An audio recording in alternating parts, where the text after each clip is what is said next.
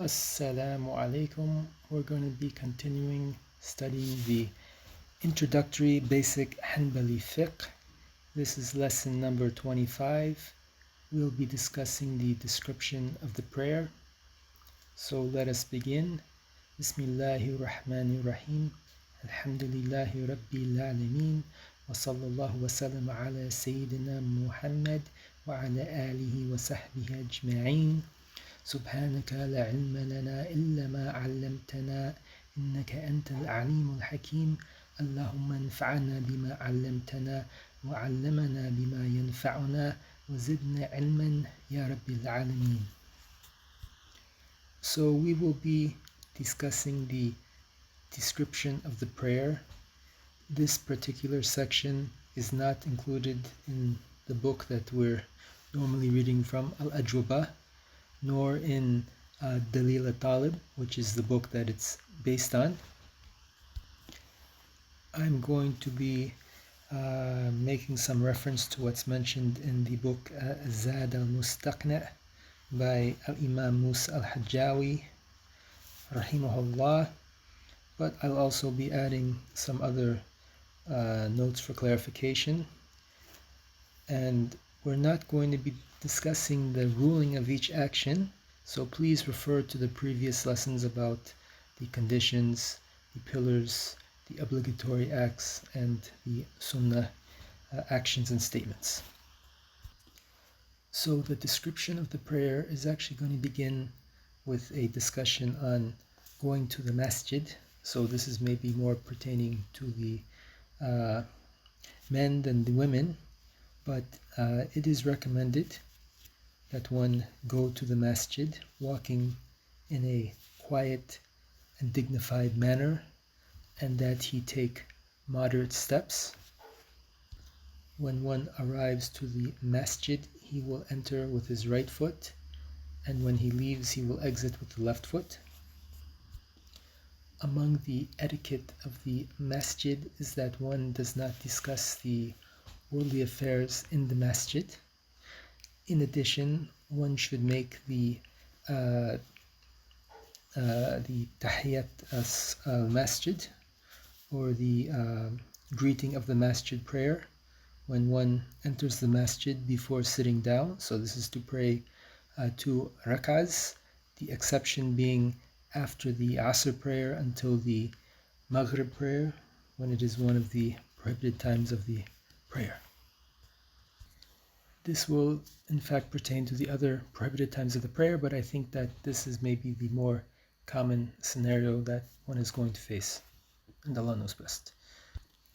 When one eventually sits in the masjid, it is recommended that he sits facing the Qibla.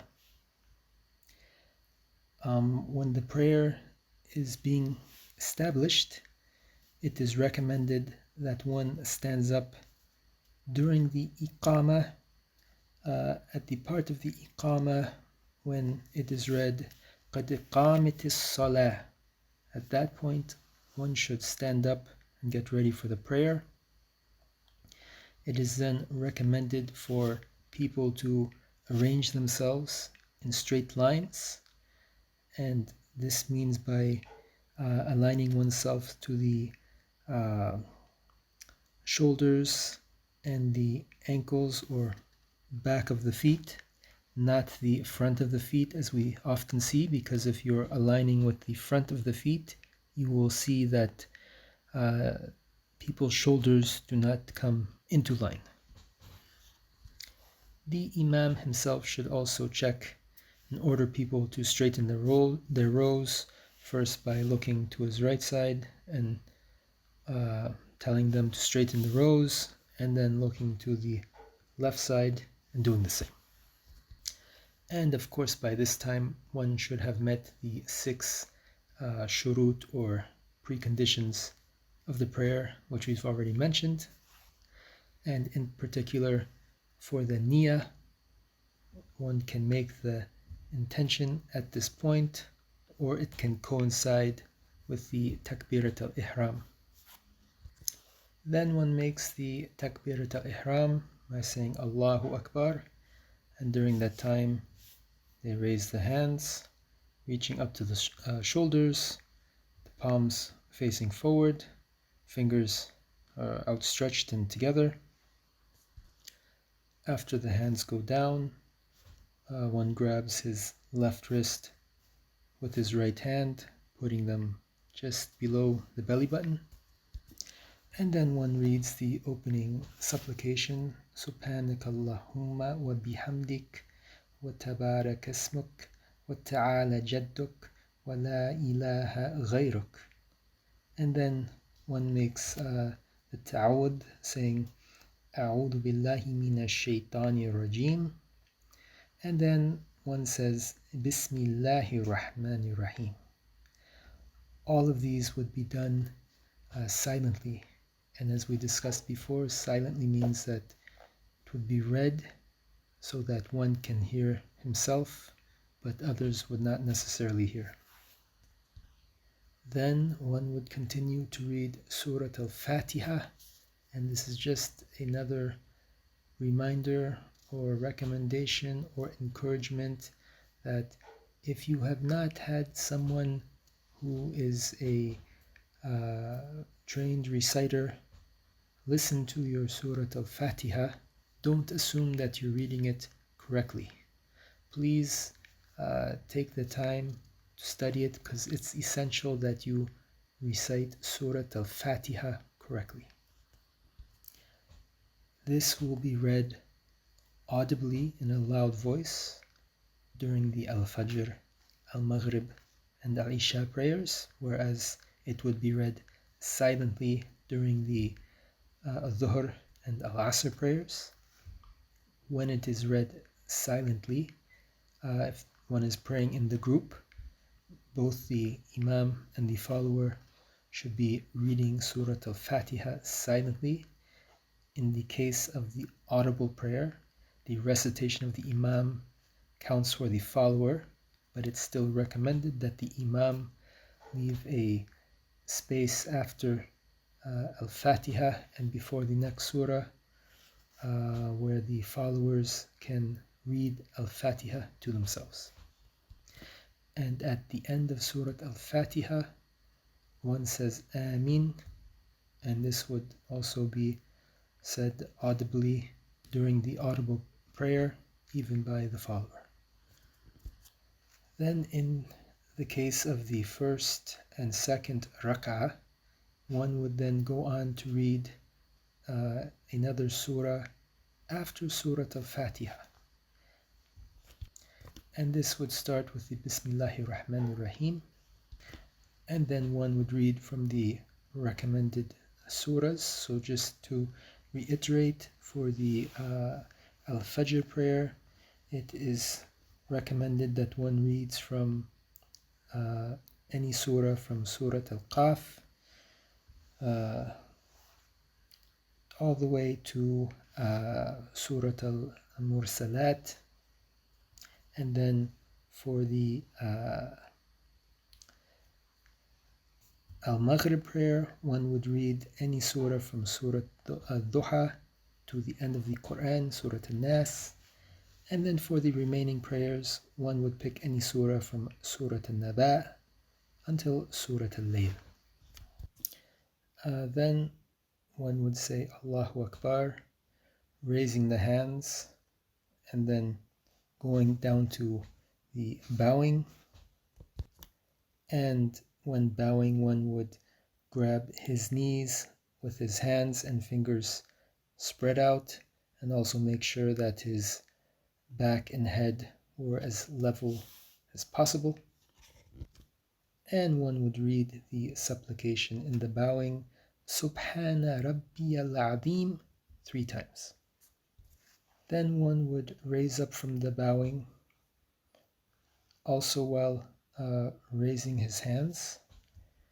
If one is the Imam or praying by himself, he will read Sami Allahu liman hamida. And once one is standing straight up, he will then say Rabbana wa lakal hamd, and everybody says this, whether an Imam or a follower or one praying by himself. Shaykhana Dr. Mustafa, he also said that he has researched the issue and that the most correct opinion is that one would raise the hands after also coming straight up, and Allah knows best. After raising the hands, one would then have the option of either leaving the hands at the sides or putting them back right hand over left underneath the belly button. Then one would say Allahu Akbar and go down into the prostration.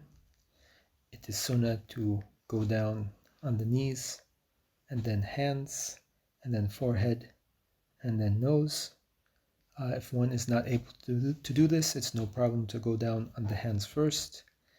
And while in sujood, it's important that we are firmly resting on all of those 7 points of the body that we mentioned. The man would want to keep his forearms away from his sides, whereas the woman would want to do the opposite, keeping herself a bit more close together. But do please note, when you are praying in congregation, do not crowd those around you. And then while in the prostration, one would read the supplication Subhana Rabbiyal Ala 3 times.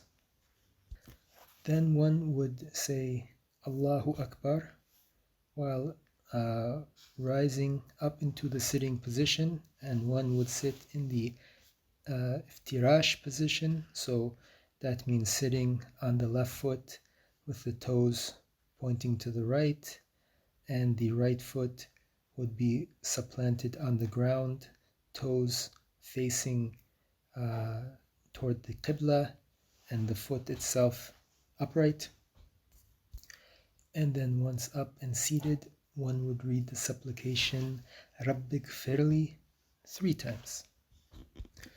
One would then say Allahu Akbar again, going down into the second prostration, and do like the first, reading the supplication. Then one would say Allahu Akbar and rise to standing again. It's better that one get up without putting his hands on the ground, pushing him up, but if one needs to do so, that's not a problem. Now this is a completed rak'ah, or one cycle of the prayer.